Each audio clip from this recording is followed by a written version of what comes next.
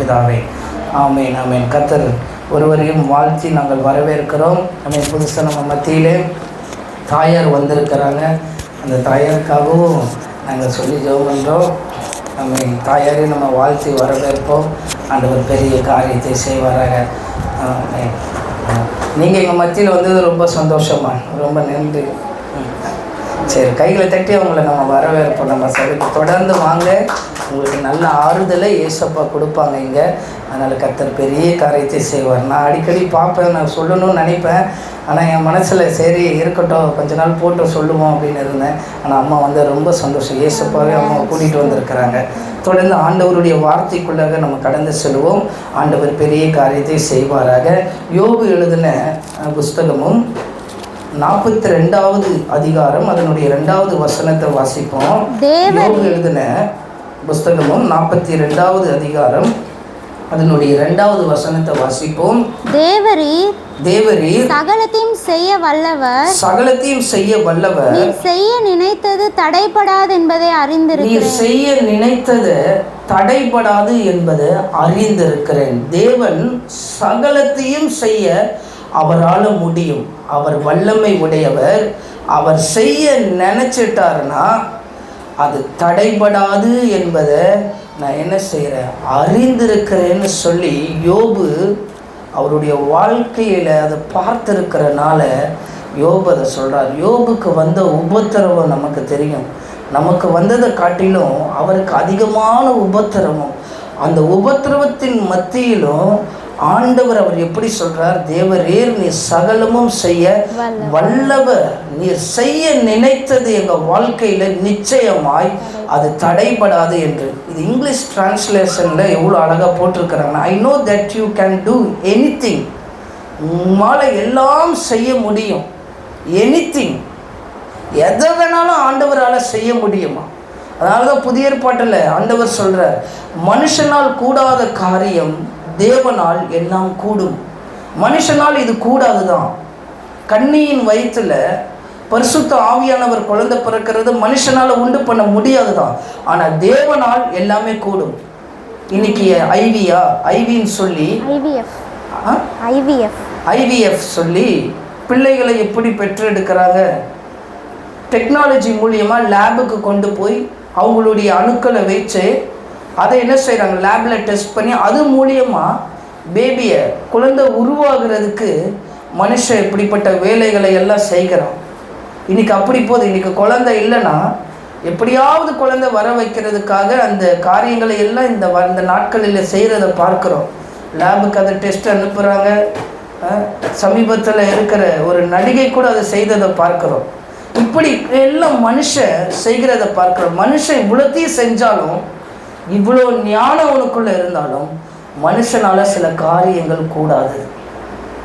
பரிசுத்த ஆவியானவர் கன்னியின் வயிற்றில், மரியாளுடைய வயிற்றில் இயேசு கிறிஸ்து பிறக்கணும்னு ஆண்டவர் வச்சிருக்கிறாரு. இது மனுஷனால் பண்ண முடிஞ்சுதா? அவர் எந்த லேபுக்கும் அனுப்பலை, எந்த டெஸ்ட்டுக்கும் பிதா அனுப்பலை, எந்த ஹாஸ்பிட்டலுக்கும் ஆண்டவர் அனுப்பலை. இதுதான் மனுஷரால் கூடாதது, தேவனால் எல்லாமே கூடும். ஒரு ஆடு மேய்க்கிற ஒரு சின்ன பையன் தாவீது ஒரு இஸ்ரவேல் ராஜாவாகிய சிங்காசனத்தில் உட்கார வைக்க முடியும்னா மனுஷனால் அது கூடாது. ஆடு மேய்க்கிறவனை கூட்டிகிட்டு போய் நீ என்னை அரசாலு சொல்லி வச்சா எப்படி இருக்கு? இப்போ நான் ஆடு மேய்க்கிறேன், என்னை கொண்டு போய் பிரைம் மினிஸ்டராக நீ வான்னு சொல்லி மோடியை அப்படி தள்ளி உட்கார வச்சுட்டு நீங்கள் வாங்க பிரைம் மினிஸ்டராக என்ன சொன்னால் மோடி கட்சிக்காரங்க சும்மா விடுவாங்களா? இல்லை நீங்கள் தான் ஏற்றுப்பீங்களா? மனுஷனால் கூடாது, ஆனால் தேவனால் கூடும். ஆடு மேய்க்கிற தாவீது ஆடு மேய்க்கிறான். மனுஷனுடைய பார்வையில் அவன் அற்பமாக எண்ணப்பட்டவன், ஆனால் தேவனால் எல்லாமே கூடும். அதான் தேவனால் சகலத்தையும் செய்ய வல்லவர். டு எவ்ரிதிங், எல்லாவற்றையும் அவரால் செய்ய முடியும். அவரை நம்பி இருக்கும்போது இந்த விசுவாசம் நம்மளுக்குள்ளே இருக்கணும். நீங்கள் நம்புகிறீங்களா இயேசுவை? இந்த விசுவாசத்தை நான் நம்புகிறேன், எங்கள் குடும்பங்கள்லாம் நம்புது. நாங்கள் இயேசுவை நம்பும்போது எல்லாவற்றையும் தேவனே சகலமும் செய்ய வல்லவர். அவர் செய்ய நினைத்தது தடைபடாது என்பதை நாங்கள் அறிந்திருக்கிறோம். அதனால தான் ஒரு தரிசனத்தோடு ஆண்டவர் இங்கே கொண்டு வந்து வச்சிருக்கிறார். அதை நம்புகிறோம், அது விசுவாசிக்கிறோம். விசுவாசிக்கிறவர்களுக்கு எல்லாம் கூடுன்னு வசனம் சொல்லப்பட்டிருக்கு. கண்ணு தெரியாதவன் அவன் இயேசுவை பார்த்து கூப்பிடுறான், தாவீதின் குமாரனே எனக்கு இறங்கும். எப்படி இயேசு இந்த பக்கம் போனாருன்னு அவருக்கு தெரியும்? இல்லை அவர் சுகம் தருவாருன்னு எப்படி தெரியும்? கண்ணால் பார்த்தா நம்புவோம். கண்ணால் பார்த்து இந்த டாக்டர்கிட்ட போங்க, டாக்டர் நல்ல சுகம் கொடுப்பார். வேற ஒருத்தர் சொல்லுவோம், அந்த டாக்டர்கிட்ட போ, கால் வலிக்கு போனோன்னா அவ்வளோ அற்புதமாக அவங்க ரெடி பண்ணுவாங்க உங்களை. இப்படி கண்ணால் பார்த்தனால செஞ்சனால இந்த டாக்டர்கிட்ட போ, அந்த டாக்டர்கிட்ட போ நம்மளால் சொல்ல முடியுது. குருடனை பார்க்கல இயேசுவை, அவன் உலகத்தை பார்க்க முடியல, இயேசுவை எப்படி பார்த்துருப்பான்? தன் காதுகளினால கேட்குறான், இயேசு நல்லவர், இயேசு அற்புதம் செய்வார், இயேசு உங்கள் கஷ்டத்தை மாற்றுவார். குருடனுக்கு கூட அந்த உணர்வு இருக்குது.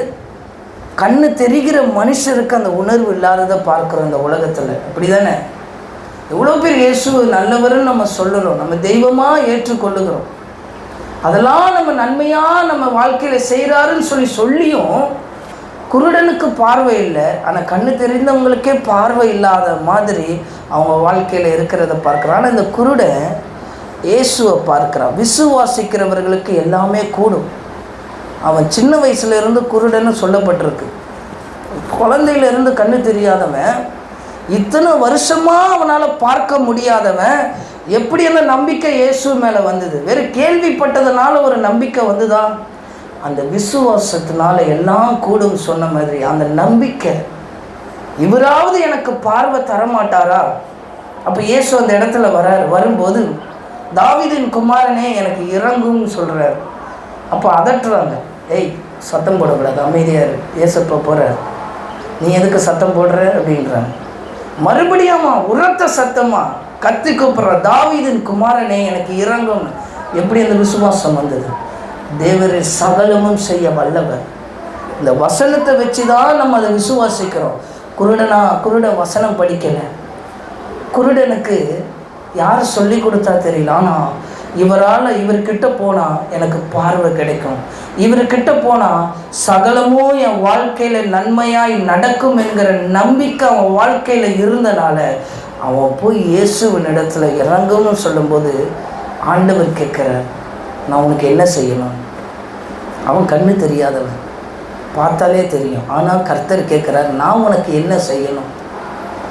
இயேசு உங்களை பார்த்து கேட்குறேன், நான் உங்களுக்கு என்ன செய்யணும்? அந்த தெளிவு இருக்கா? இயேசுய வாழ்க்கையில் என்ன செய்யணுன்ற ஒரு தெளிவு இருக்கும். இயேசுய வாழ்க்கையில் கண்ணு தெரியாதவனுடைய நீடு, அவனுடைய தேவை, அவனுடைய நோக்கம், எனக்கு பார்வை வேணும். அதுபோல் நம்மளுடைய வாழ்க்கையில் ஒரு தேவை இருக்கும், இதுதான் எனக்கு வேணும்னு ஆண்டவர் சமூகத்தில் அந்த தெளிவு இருக்கும். அந்த தெளிவோடு போய் அவன் நிற்கும்போது ஆண்டவர் அவனுக்கு ஒரு அற்புதத்தை செய்கிறார். உன் விசுவாசத்தினாலே அது ஆகும்னு ஆண்டவர் சொல்லிட்டார். நம்ம இயேசுவை நம்பும்போது தேவன் சகலத்தையும் செய்ய வல்லவர். அவர் செய்ய நினைத்தது தடைபடாது. யோபுவோட வாழ்க்கையில் எவ்வளோ கஷ்டங்கள், ஆனாலும் இந்த வார்த்தையை அவர் சொல்ல முடியுதுன்னா தேவனால் எல்லாம் கூடும் சொல்லுகிற ஒரு நம்பிக்கை தான். சகலமும் அவர் மூலியமாய் உண்டாயிற்றுன்னு வசனம் இருக்கு. எல்லாமே அவர் மூலம் தான் உண்டாச்சு. இந்த பூமி அது எல்லாம் நமக்கு தெரியும். இந்த சபை அதுக்கு ஒரு பெரிய சாட்சி. இது சகலமும் இயேசுவின் மூலமாய் உண்டாயிருச்சு. நம்ப முடியுதா? அப்போ உடனே கேட்டுறக்கூடாது, இயேசுவா கல்லெடுத்து கொடுத்தாரு, இயேசுவா இதெல்லாம் வாங்கி கொடுத்தாருன்னு. தேவனை விசுவாசிக்கும் போது தேவன் மனுஷனுடைய ஆவியின் இடத்துல பேசி ஒரு ஆத்துமாவை இதுக்காக ஆண்டவர் ஏற்படுத்தி ஆயத்தப்படுத்தி வைக்கிறார். இப்போ சகலமும் இது எப்படி உண்டாச்சு? அவர் மூலியமாய் உண்டாயிருச்சு. சமீப காலமாக நம்ம கரண்ட்டுக்காக அதிகமாக ஜெபிக்கிறோம். அதற்கு ஒரு உதாரணமாக கொடுக்கப்பட்டது தான் இது. இது கரண்ட் இருந்தால் தான் யூஸ் பண்ண முடியும், ஆனால் நமக்கு கரண்ட்டு கிடையாது. அப்போ எந்த நம்பிக்கையில் கொண்டு அவங்க கொடுத்தாங்க? கரண்ட் வந்தப்போ கொடுத்துடலான்னு அவங்களுக்கு தோணி இருக்கலாம்ல. ஏன் கர்த்தர் அவங்க உள்ளத்தில் பேசி இதை கொண்டு கொடுக்குறாரு? ஆண்டவர் செய்ய போகிறார். தேவரே சகலமும் செய்ய வல்லவர். அவர் செய்ய நினைச்சது தடைபடாதுன்னு சொல்லி உடைஞ்சு போன ஒரு யோபு, துக்கத்தில் இருக்கிற யோபு, வியாதி படுக்கையில் இருக்கிற யோபு விசுவாசிக்குமானால் நம்ம விசுவாசம் எப்படி இருக்கணும் பாருங்கள். அவரே அது விசுவாசிக்கிறாருன்னா, நோய்பட்டவன் பக்கத்தில் போக முடியாது. யோபு மேலே புண்ணு, உடம்பு ஃபுல்லாக அரிப்பு, அவன் அதை விசுவாசிக்கிறான். தேவரை சகலமும் செய்ய வல்லவர். இந்த விசுவாசம் நமக்குள்ளே இருக்கும்போது சகலமும் அவர் மூலியமாய் உண்டானது போல ஆண்டவர் எல்லாவற்றையும் உண்டாக்குவார். அந்த இங்கிலீஷ் டிரான்ஸ்லேஷனில் அது சொல்லப்பட்டிருக்கு, அது சொல்ல தான் வந்தேன். And no one can stop you அப்படின்னு போட்டிருக்கு. யாராலையும் நிறுத்த முடியாதான். தமிழில் கட்டிலும் ஆங்கிலத்தில் அவ்வளோ அழகாக சொல்லப்பட்டிருக்கு. No one can stop you, எந்த மனுஷனாலையும் தடுக்க முடியாது. இந்த தைரியம்தான் நமக்குள்ளே இருக்கும்போது எதிர்த்து ஜெபிக்க முடியும், எதிர்த்து நிற்க முடியும், ஊழியத்தில் எதிர்த்து போக முடியும். எத்தனை விதமான சோர்வுகள் வந்தாலும் நீங்கள் சோதனைக்கு உட்படாதபடி விழித்திருந்து ஜெபியுங்கள். நீங்கள் ஏன் சொல்கிறாருன்னா, இப்படிப்பட்ட சோர்வுகள் வந்தாலும் ஆண்டவர் எதையும் ஆண்டவர்னால யாராலையும் ஆண்டவர் செய்கிறத தடுக்க முடியாது. என் வாழ்க்கையில் ஆண்டவர் வைத்திருக்கிற திட்டத்தை, உங்களை மேலே ஆண்டவர் வைத்திருக்கிற திட்டத்தை எவர் வந்தாலும் அதை தடுக்க முடியாது. அதுதான் வசனம் சொல்லுது. And no one can stop you, யாராலையும் நிறுத்த முடியாது. செங்கடல் நிறுத்த முடிஞ்சுதா?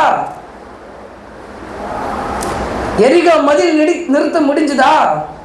பெலிஸ்தர் பாளையம் இறங்குறான், தடுக்க முடிஞ்சுதா?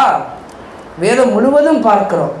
சிறுவையில் இயேசு அறையப்பட்டுட்டார், ஒரே சந்தோஷம் பரிசேயனுக்கு. இயேசுவை சிலுவையில் அறைஞ்சிட்டேன், இயேசுவை சாவடிச்சிட்டோம், தன்னைத்தான் மற்றவர்களை ரட்சித்தான், தன்னைத்தான் ரட்சிக்க முடியல. டைலாக்லாம் பேசலாம். முடிஞ்சுதா? தடுக்க முடிஞ்சுதா? பாவ மன்னிப்பு உங்களுக்கு இன்னைக்கு கொடுக்கறதுக்கு ஆண்டவர் வச்சிருக்கிறார். No one can stop. ஆண்டவர் செய்ய நினைத்ததை எவராலையும் எந்த மனுஷராலையும் தடுக்க முடியாது. என்னை கொண்டு ஆண்டவர் உயர்வை வைத்திருக்கிறாருன்னா அந்த உயர்வை நான் பார்க்கறதில்ல, என்னை கொண்டு செய்ய போகிற ஆண்டவரை நோக்கி பார்க்கணும். உங்களை கொண்டு ஆண்டவர் பெரிய காரியத்தை செய்ய போறாருன்னா அந்த பெரிய காரியத்தை பார்க்கக்கூடாது. நான் சேரில் உட்காந்து கீழே உட்காந்து வர நாட்களில் ஆண்டவர் என்னை உயர்ந்தமான சிங்காசனத்தில் சோஃபாவில் உட்கார போகிறார். அதனால் சோஃபாவில் ஆண்டவர் என்னை ஒரு நாள் உட்கார வைக்க போகிறார் சொல்லிட்டு நான் சோஃபாவே பார்த்துக்கிட்டு இருக்கிறதில்ல. என்ன ஒரு நாள் எனக்கு ஆண்டவர் தேவைகளை எல்லாம் சந்திக்க போகிறார். நான் ஒரு உயர்ந்த இடத்துல இருக்க போகிறேன். எனக்கு கார் இருக்கும், வீடு இருக்கும், பொருள் இருக்கும், எல்லாமே இருக்கும்னு சொல்லி அந்த பொருட்களை பார்க்கக்கூடாது. அதை பெற்றுக் கொடுக்கிற தேவனை மாத்திரம் நோக்கி பார்க்கும்போது தேவனால் சகலமும் செய்ய முடியும். அவரால் தடுக்க முடியாது. ஆனால் தடுக்கிறது யாரு தெரியுமா? நம்ம தான். நம்மளே தான் தடுப்போம், யாரையும் சொல்கிறதுக்கு இல்லை.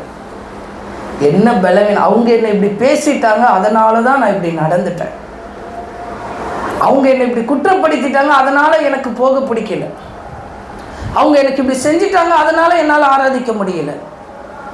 அவங்க அப்படி தான் இருப்பாங்க, அவங்கெல்லாம் அப்படி தான் இருப்பாங்க, அவங்க அப்படி தான் வளருவாங்க, அவங்க அப்படி தான் போவாங்க. ஆனால் நம்ம கர்த்தரால் தெரிந்து கொள்ளப்பட்ட நம்ம, அவங்க அப்படி இருந்தாலும் நம்மளுடைய வேலையும் நம்மளுடைய நோக்கத்தை செய்கிறவர்களாய் போய்கொண்டே இருக்கும். அவர் சகலமும் செய்ய வல்லவர். இந்த வல்லவர் சாதாரணமானவர் அல்லவர். சூரியனே 2 பாகை பின் திரும்ப செய்யலாம். பூமியின் மண்ணை மரக்காலால் அளந்திருக்கிறார். அளக்க முடியுமா?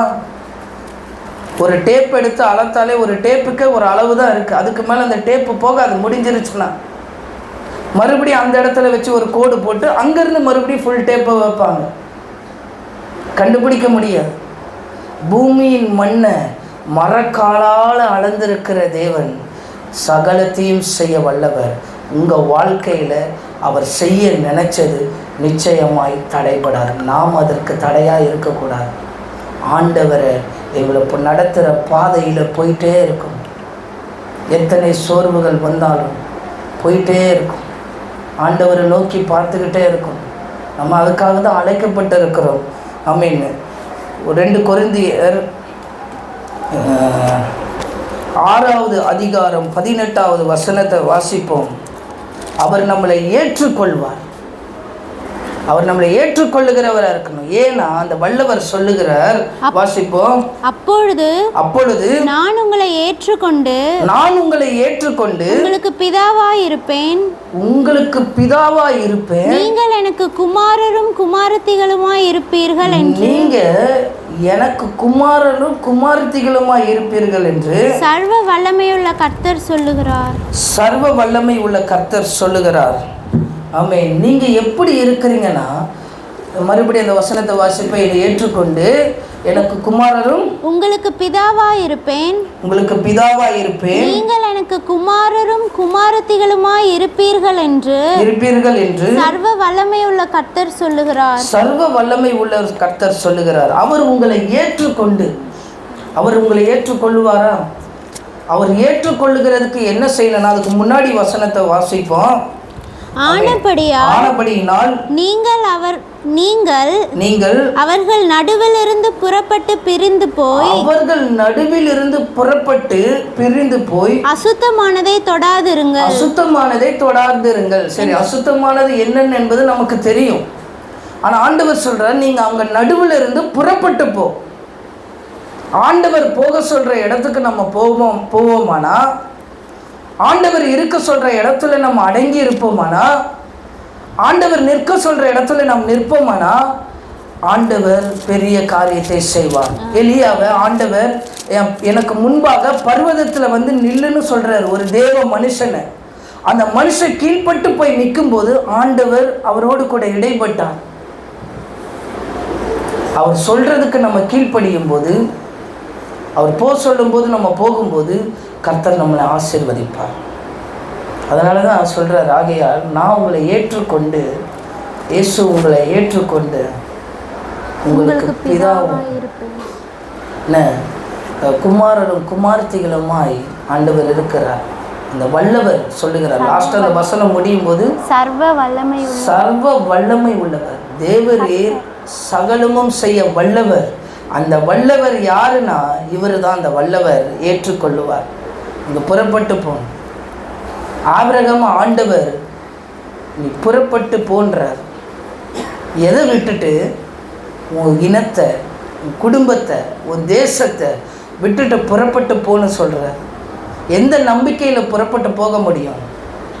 ஆண்டவர் சொன்னார் சொல்லி ஆபிரகாம் புறப்பட்டு போயிட்டார். கையில் பணம் இருந்ததா எது இருந்ததா தெரியல, புறப்பட்டு போனால் புறப்பட்டு போயிட்டார்.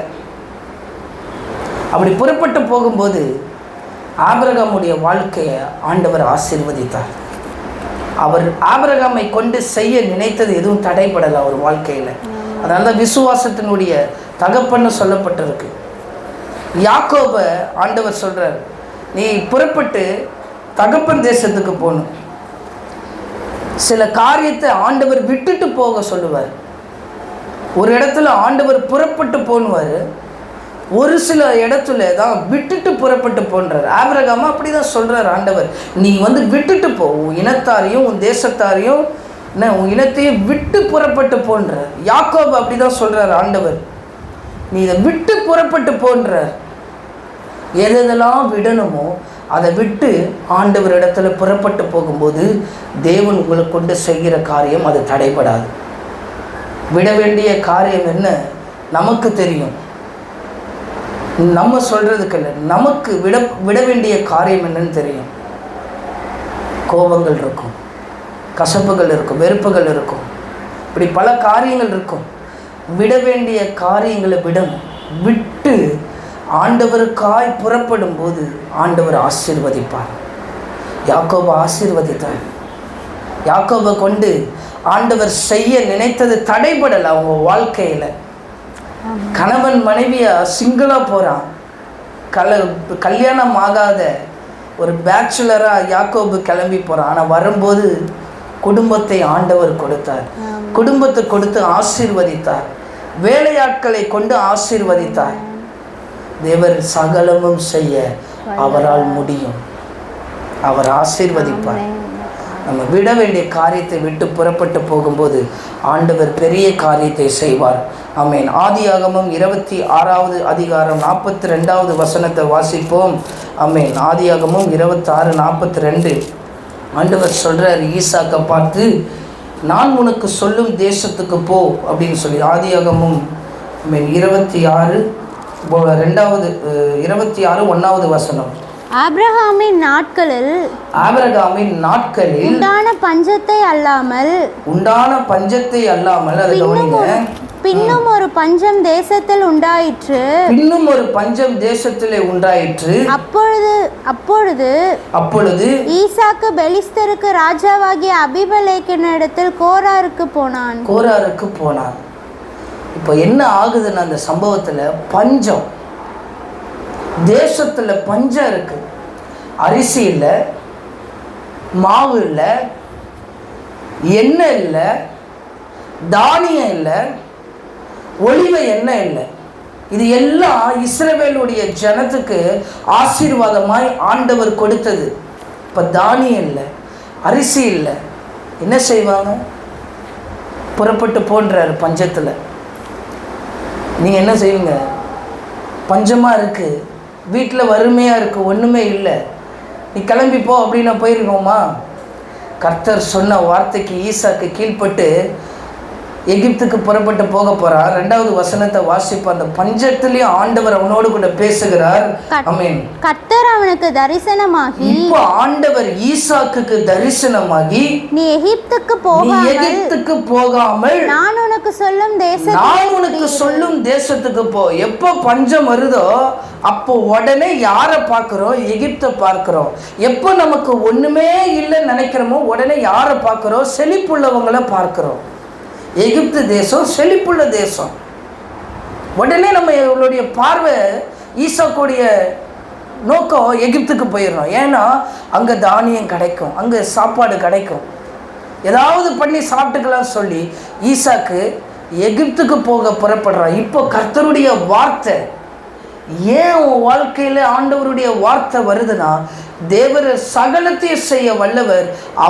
அவர் ஈசாக்குனுடைய வாழ்க்கையில செய்ய நினைக்கிறது அது தடைபடாததாய் இந்த சரித்திர புஸ்தகத்தில் நம்ம வாழ்க்கைக்கு பிரயோஜனமாக இருக்கும்படியாக ஆண்டவர் செய்கிற காரியத்தை பாருங்க. ஆமென். நீ எகிப்துக்கு போகாமல் நான் உனக்கு சொல்லும் தேசத்துக்கு போ.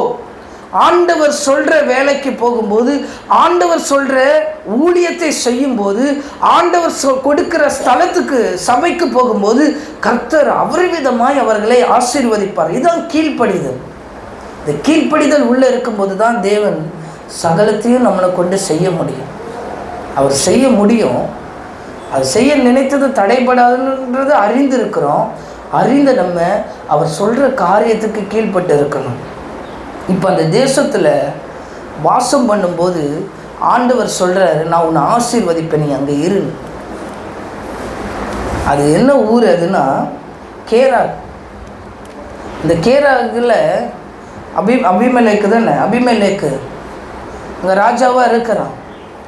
இந்த தேசத்தில் ஈசாக்கு ஃபேமிலியோடு போய் தங்கி இருக்கிறார். நம்ம தேவ பிள்ளைகள் எந்த தேசத்துக்கும் சரி, எந்த ஊருக்கு போனாலும் தேவன் அவர்களோடு இருப்பார் என்றால் அந்த பகுதி ஆசீர்வதிக்கப்படும், அந்த தேசம் ஆசீர்வதிக்கப்படும், அந்த வீடு ஆசீர்வதிக்கப்படும். தேவ பிள்ளைகள் எங்கெங்கெல்லாம் போகிறாங்களோ அவங்க ஆசீர்வதிக்கப்படுவார்கள். ஆமென். 12வது வசனத்தை வாசிப்போம். இப்போ அந்த தேசத்தில் ஈசாக்கு என்ன செய்கிறாரு பாருங்க. ஈசாக்கு அந்த தேசத்தில் விதை விதைக்கிறான். கர்த்தர் அவனை ஆசீர்வதித்ததினால் அந்த வருஷத்திலே 100 மடங்கு பலனடைந்தான். சொந்த வீட்டில் சொந்த தேசத்தில் இருந்தாலும் இந்த 100% லாபம் கிடைச்சிருக்காது. அந்த தேசத்தில் விதைக்கிறான். 2 கொரிந்தியரில் சொல்லப்பட்டிருக்கு, வாசிக்க வேணாம். விதைக்கிறவனுக்கு விதையும் புசிக்கிறவனுக்கு ஆகாரத்தையும் கொடுக்கிறவர் உங்கள் விதைகளை நீதியின் விளைச்சலினாலே பெருக பண்ணுவார்கள், வர்த்திக்க பண்ணுவார்கள். யார் விதைக்கிறாங்களோ அவங்கள கர்த்தர் ஆசீர்வதிப்பார். இவன் விதைக்கிறான். ஆக்சுவலி இப்போ எப்படி இருக்குன்னா, தமிழ்நாட்டில் நார்த் இந்தியன்ஸ் இன்னைக்கு உள்ளே வராங்க. இப்போ ஈசாக்கு மாதிரி தான் இருக்கிறான் நார்த் இந்தியன்ஸும். அவன் விதைக்கிறான், அறுவடை செய்கிறான். நார்த் இந்தியன்ஸை கூப்பிட்டு கேட்டால் சொல்கிறான், சார் நல்ல ஊர் சார்ன்றான்.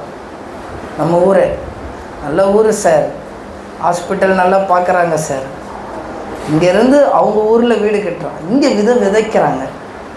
இப்போ பார்க்குறவனுக்கு எப்படி இருக்குது? தமிழ்நாட்டுக்காரங்களுக்கு பொறாமையாக இருக்குது.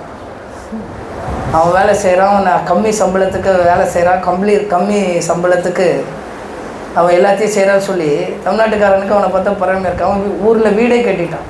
அவன் இங்கே சிக்கனமாக இருந்து வீடை கட்டிட்டான். ஈசாக்கும் இங்கே இந்திக்காரங்க மாதிரி தான். வேறு ஒரு ஊருக்கு ஆண்டவர் போக சொன்னனால வந்த ஒரு மிஷினரி மாதிரி தான். அந்த இடத்துல விதைக்கிறார். நீங்கள் எதை விதைக்கிறீங்களோ அதை அறுப்பீங்க. ஈசாக்கு கர்த்தருடைய வார்த்தைக்கு கீழ்ப்பட்டு இந்த தேசத்தில் வந்து விதைச்சனால ஆண்டவர் அவனை ஆசீர்வதித்தார் 100 மடங்கு. அப்போ நீங்கள் நம்ம எதை விதைக்கிறோம்? அன்பை விதைச்சா அன்பு கிடைக்கும். அதிகாரத்தை விதைச்சா அதிகாரம் தான் கிடைக்கும். விதைன்றது கண்ணாடி மாதிரி. அதை நீங்கள் எதை காட்டுறீங்களோ அதை தான் அது உங்களுக்கு காட்டும். நான் பாவத்தை அதில் காட்டினேன்னா, என் கோப முகத்தை நான் கண்ணாடியில் போய் காட்டுறேன்னா கண்ணாடி எனக்கு சிரித்த முகமாக காட்டும், இல்லை பாதி கோபமும் பாதி சிரிப்பும் காட்டும். நான் எதை காட்டுறேனோ கண்ணாடி அதை தான் காட்டும். நான் எப்படி என் தலையை வாரி இருக்கணும் அப்படி தான் காட்டும். நான் எப்படி இந்த சட்டையை போட்டிருக்கேனோ அந்த கலரை தான் காட்டும். நான் வெள்ளை சட்டை போட்டுட்டு கண்ணாடியில் போய் நின்று நான் கருப்பு சட்டையை காட்டும். ஆனால் பெண்களுக்கு வந்து வித்தியாசமாக தான் காட்டும். நான் பார்த்துருக்குறேன். அவங்க போய் நிற்கும்போது இந்த ஏதாவது பவுடர் அடித்தாங்கன்னா அவங்களுக்கு ரெட் கலரில் காட்டும் போல்.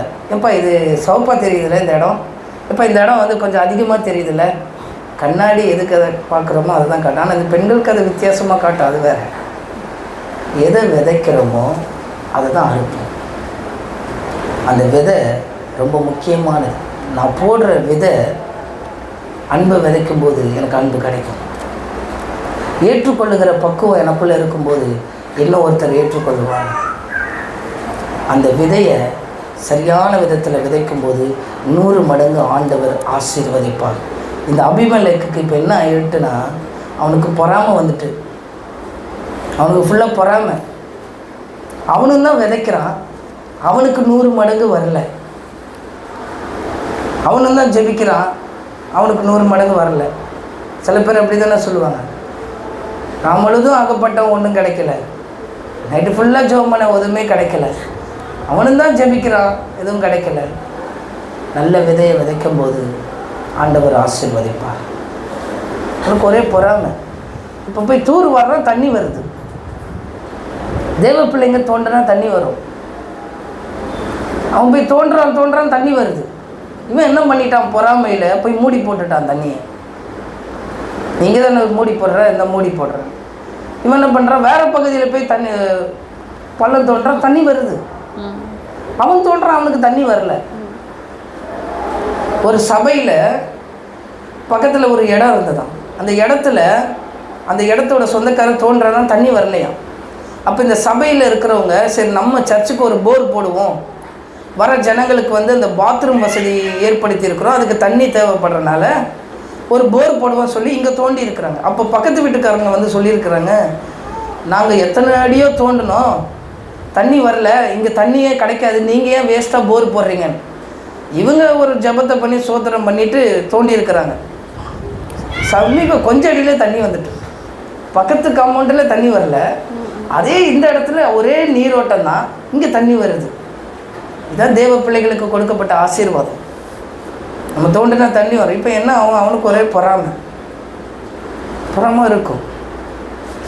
கர்த்தர் ஒருத்தரை ஆசீர்வதிக்கணும்னு முடிவு பண்ணி அவர் செய்ய நினைத்தது அவங்க வாழ்க்கையில் தடைபடாதுன்னு அவர் நினச்சிட்டாருன்னா, அவங்க வாழ்க்கையில் ஆண்டவர் தொடர்ந்து அவங்கள நடத்திக்கிட்டே இருப்பார். இந்த நடத்துதல் பார்க்குறவர்களுக்கு எப்படி இருக்குன்னா பொறாமையாக இருக்கும். அபிமெலேக்குக்கு ஒரே பொறாமை, ஈசாக்கை நடத்துகிறத பார்த்து. இது மட்டுமா பொறாமை? அவனுக்கு அழகான மனைவி வச்சிருக்கிறான்னு ஒரு பொறாமை. வசனம் சொல்லப்பட்டிருக்கு, ரெபெக்காள் பார்வைக்கு அழகுள்ளவளாக இருக்கான். அவன் மனைவி மேலே பொறாமை, அவன் விதைக்கிற விதை மேலே பொறாமை, அவன் தோன்ற தண்ணி மேலே பொறாமை. கர்த்தர் ஆசீர்வதித்து நடத்துவார் என்றால் அவர் செய்ய நினைத்தது எவர் வாழ்க்கையிலும் அது தடைபடாது, நம்ம வாழ்க்கையிலும் அது தடைபடாது. மற்றவர்கள் உங்களை பார்த்து ஆமென், அந்நிய ஜனங்கள் உங்களை பார்த்து பொறாமை கொள்ளுகிற அளவுக்கு ஆண்டவர் ஆசீர்வதித்து வழி நடத்துவார். தேவர் சகலமும் செய்ய வல்லவர். அவர் செய்ய நினைக்கிறது நம்ம வாழ்க்கையில் கொஞ்சம் கூட அது தடையே படாது. அதை யோபு நல்லா அறிஞ்சு வச்சிருக்கிறார். அந்த தெளிவு யோபுக்குள்ளே நல்லா இருந்திருக்கு. தேவனிடத்தில் நன்மை பெற்றனா தீமையும் பெற வேண்டாமா? ஒரு கையில் ஆசீர்வாதத்தை வாங்கினாலும் மற்ற கையில் இந்த ஊழியர்கள் அப்படி தான் இருப்பாங்க. ஒரு பக்கம் அவங்களுடைய வாழ்க்கை ஆசீர்வதிக்கப்பட்டதாக இருக்கும், இன்னொரு பக்கம் அவங்களுடைய வாழ்க்கை ஒரு பக்கம் கஷ்டமாக இருக்கும். தேவனிடத்தில் நன்மை பெற்ற தேவ ஜனங்கள் தேவனிடத்தில் தீமையும் பெற ஏதுவானதாக இருக்கும். யோபு அந்த வார்த்தையை சொல்கிறார். யோபுடைய நண்பர் ஆறுதல் சொல்கிறார். யோபு, ஆண்டவர் இப்படி செஞ்சிருக்கிறாரு, ஆண்டவர் அப்படி செய்கிறாரு, யோபு ஆண்டவர் இதை படைச்சிருக்கிறாரு, அதை படைச்சிருக்கிறாரு. எந்த வார்த்தையும் யோபு கேட்கல. என் தேவன் சகலத்தையும் செய்ய வல்லவர். என் தேவன் இங்கே குழி தோண்ட வைக்க நான் முடிவு பண்ணிட்டேன், நான் ஆண்டவர் தண்ணி வர வைப்பார். ஆண்டவர் இங்கே சபையை வைத்திருக்கிறார்னா ஜனங்களை ஆண்டவர் கொண்டு வருவார். இந்த விசுவாசம், அந்த விசுவாசம் உங்களுக்குள்ள இருக்கணும். ஸ்திரீயை நீ விசுவாசிக்கிறாயான்னு கேட்குறார். விசுவாசம் இருக்கா அப்படின்னு ஏசப்பா கேட்குறார். இந்த விசுவாசம், ஆண்டவரை நம்பணும், எல்லாவற்றிலும் ஆண்டவர் நம்பணும். அந்த பாடத்தை சீக்கிரத்திலே நம்ம கற்றுக்கொண்டுட்டோம்னா ஆண்டவர் தொடர்ந்து நடத்திக்கிட்டே போவார். அது சீக்கிரமாக நம்ம கற்றுக்கொள்ளுகிறவர்களாக இருக்க ஆண்டவர் உதவி செய்வார். 100% 100% ஆசீர்வாதம் ஈசாக்குக்கு ஆண்டவர் ஆசீர்வதித்தார். நம்மளுடைய கண்கள் கர்த்தரை நோக்கி பார்க்கணும். யோபு 42:2 வாசிப்போம். தேவனே சகலமும் செய்ய வல்லவர், ஆமென், உன்னதமானவருடைய மறைவில் இருக்கிறவன் சர்வ வல்லவர். அந்த வல்லவர் அவருடைய நிழலில் தங்குவான். ஆண்டவருடைய நிழலில் நீங்கள் தங்குங்க. அந்த வல்லவருடைய நிழல் உங்களை பாதுகாக்கும், உங்களை பலப்படுத்தும், உங்களை ஆசீர்வதிக்கும், உங்களை உயர்த்தும், உங்களை மேன்மைப்படுத்தும். ஆண்டவர் நடத்துவார். நீ செய்ய நினைத்தது தடைபடாது என்பதை அறிந்திருக்கிறேன். அவன் ஒரு வாழ்க்கையில் செய்ய நினைத்தது தடைபடாது. ஆண்டவர் பெரிய ஒரு காரியத்தை அவங்க வாழ்க்கையில் செய்தார். ஆசீர்வாதமாக மாறினான். அதுக்கடுத்த வசனத்தில் நம்ம வாசிக்கும்போது அதே அதிகாரத்தில் யோபினுடைய முன்னிலைமையை பார்க்கிறோம், பின்னிலைமையை பார்க்கிறோம். ஆமென். அந்த வசனத்தை அதே அதிகாரத்தில் இருக்கும் 42. யோபுவுடைய முன்னிலைமையை பார்க்கல, பின்னிலைமை ஆசீர்வதிக்கப்பட்டதாய் மாறினது. அப்படி ஒரு ஆசீர்வாதத்தை ஆண்டவர் கொடுத்தார். அந்த வாழ்க்கை நமக்குள்ள ஆண்டவர் கொடுப்பார். கர்த்தர் யோபின் முன்னிலைமையை பார்க்கிலும், யோபுடைய முன்னிலைமையை பார்க்கிலும் அவன் பின்னிலைமையை ஆசீர்வதித்தார். அவன் பின்னிலைமையை ஆசீர்வதித்தார். போதும். அந்த ஆசீர்வாதம் என்னன்னு நம்ம சொன்னால் நமக்கே பொறாமை வரும். அந்த அளவுக்கு ஒரு ஆசீர்வாதத்தை ஆண்டவர் கொடுத்தார். ஆனால் உபதேசம் இப்போ எப்படி ஆயிடுச்சு? யோபு ஆண்டவர் ஆசீர்வதித்தார்ல, யோபு ஆண்டவர் ஆசீர்வதித்தார்லன்னு சொல்லி வெறும் ஆசீர்வாதத்தை மட்டும்தான் நம்ம பார்க்குறோம். யோபு பெற்ற துன்பத்தை பார்க்குறோமா? அவர் சொன்ன வார்த்தை பாருங்கள் அந்த வசனத்தில், சகலமும் செய்ய வல்லவர். அவர் என்னை கொண்டு வைத்திருக்கிற காரியம், உங்களை கொண்டு வைத்திருக்கிற காரியம் அது தடைபடாது என்பதை அறிந்திருந்தனால யோபுடைய முன்னிலைமையை காட்டிலும் அவன் பின்னிலைமை ஆசீர்வதிக்கப்பட்டது. அவனுக்கு மறுபடியும் குமார்த்திகள் கொடுக்கப்பட்டான். நல்ல ஒரு ஃபேமிலி அவனுக்கு மறுபடியும் ஆண்டவர் கொடுத்தார். பேசினவன் பொறாமப்பட்டவனை காணும், அவனை பற்றி எழுதப்படலை. யோபனுடைய ஆசீர்வாதத்தை குறித்து எழுதப்பட்டு அங்கே முடிக்கப்பட்டிருக்கு. உங்கள் மேலே ஆண்டவருடைய கரம் இருக்குமானால் தேவன் சகலத்தையும் செய்ய வல்லவர். அவர் செய்கிறது தடைபடாது என்பதை நீங்கள் அறிந்திருப்பீர்கள் என்றால் கர்த்தர் உங்கள் வாழ்க்கையில் பெரிய அற்புதத்தை செய்வார். கடைசி ஒரு நொடியில் கூட ஆண்டவர் அற்புதத்தை செய்வார். அந்த கடைசி நொடி வரைக்கும் ஆண்டவரை நம்புகிறவர்களாய் விசுவாசிக்கிறவர்களாய் நாம் இருப்போம். கண்களை மூடி நாம் ஜெபிப்போம். ஆண்டவருடைய சமூகத்தில் ஷகபல ரமால்